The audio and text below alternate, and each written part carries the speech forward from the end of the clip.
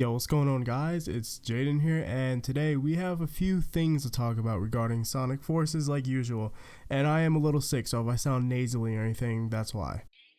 So first up, Famitsu, the Japanese gaming magazine company, basically they put out their magazine, and somehow over there they got a review code of Sonic Forces. Now a lot of people are kind of like wondering how they got a review code, since it's basically been confirmed that there will be no review codes for Sonic Forces. Well, that may just be the case for maybe just in America.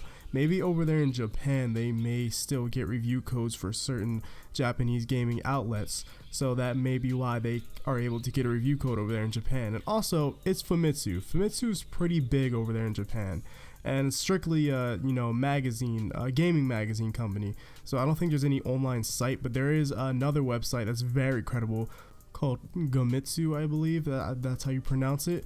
And they basically report on a lot of gaming things, of course, kind of like Famitsu, and they also post Famitsu scores. And this is all over the place. This is official. This isn't fake. You can check the credit, or not the credit, the source and description below. So Sonic Forces. So actually, first of all, let me say this. The way Famitsu reviews their games is they have 4 different people review the game separately, and then they kind of average out the scores. So Sonic Forces got a 9 by one reviewer, and then another 9, and then another 9, and then an 8. So that equals, for the Famitsu score, 35 out of 40. 40 is their maximum score for the game. That's basically a 10 out of 10 or perfect. And they got a 35 out of 40. And that's pretty much near a perfect score, honestly. That's kind of crazy that Sonic Forces over there and Famitsu got almost a near perfect score. And this is very interesting. It has a lot of people confused because of the Sonic Forces leaks. A lot of people are forming their opinions on the game. There's a lot of people who are just fanboys, and there's a lot of people who are just either straight up hating the game.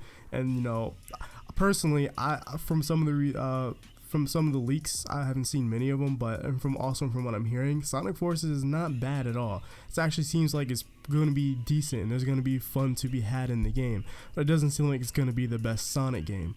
But I think also some people are in denial on both sides. Like, some people are thinking it's going to be the best Sonic game, or some people absolutely hate it, and I think some of those people are in denial. That's just me personally.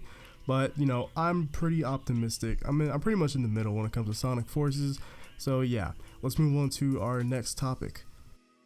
Okay, and our next topic is the day 1 patch. So this source is coming from Tails channel, actually. You can see it on screen. It's coming directly from Tails channel. Shout out to Tails channel, who also covers Sonic news. But the day 1 patch will include a few things. Now, I guess you can kind of consider this spoilers, I guess. I mean, it's kind of weird that they're adding in through a day 1 patch.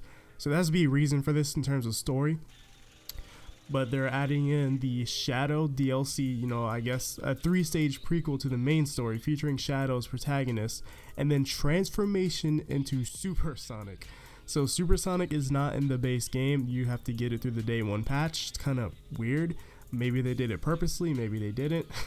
Anyways, and then let's move on. Now we have the new avatar outfits that they're adding on day 1, improved main menu controls, adjusted game balance for certain boss fights and stages, fixed player character reaction when taking damage, and they also adjusted some skill abilities, test fixes, and minor bug fixes. Now let's talk about the 2 big ones, the transformation into Super Sonic. So this leads me to believe that Super Sonic probably won't show up during story. That's kind of a bummer. I don't know if that's true or not. This is just me speculating, because I didn't look at the leaks. I only got spoiled on things by other people and heard things from other people. But and also the 3-stage prequel. So I guess the Shadow DLC that's free, I guess it's just like a pass to get. That doesn't really make any sense. There's not really much sense to make you download it off the store if it's going to be added in through an update. It's kind of stupid that it's like you're buying the pass to access the content that's already in the game, but the DLC pass is free. So why do we need to buy it off the store or download it off the store to access the content that's already updated into the game?